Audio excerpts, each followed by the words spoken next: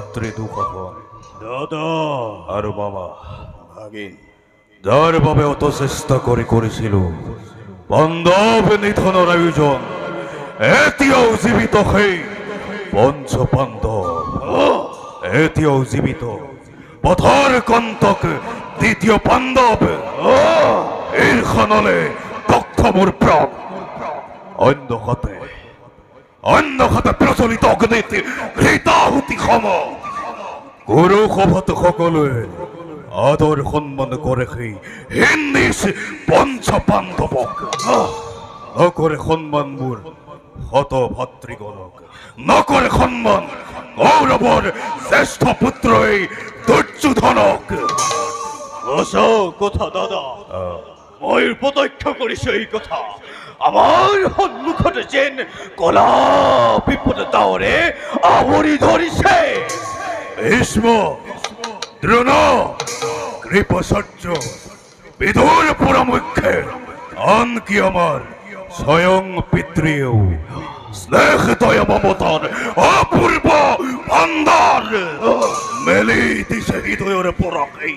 পঞ্চ পাণ্ডৱক ব্যতিক্ৰম নোহে মাতা গান্ধাৰী মামা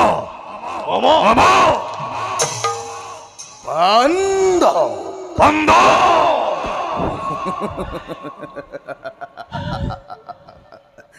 ভাগিন মামা চিন্তা নকৰিবা তোমাৰ কাষত মাতুল শকুনি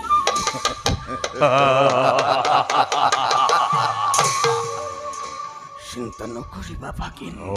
তোমাৰ কাষত সেই মাতুল শকুনি তোমাৰ বাবে মই কৰিব পাৰো এটা এটাকৈ পাণ্ডৱ নিধন তোমাৰ বাবে কৰিব পাৰো মই চক্ৰান্ত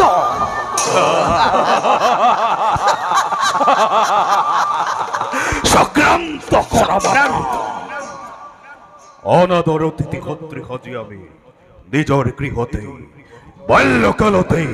হলাহল পিকপাম কৰালো ভীমক নিক্ষেপ কৰিলো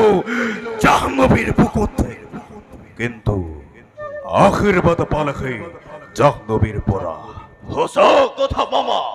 ভাবিছিলো লুপ্ত হব ভীমৰ নাম ধৰণীৰ পৰা কিন্তু চিন্তা নকৰিবা মামা এইবাৰ চলাপলাক পগ্নি পাণ্ডৱৰ মাজতে আৰু সেই অগ্নিত প্ৰজ্বলিত কৰি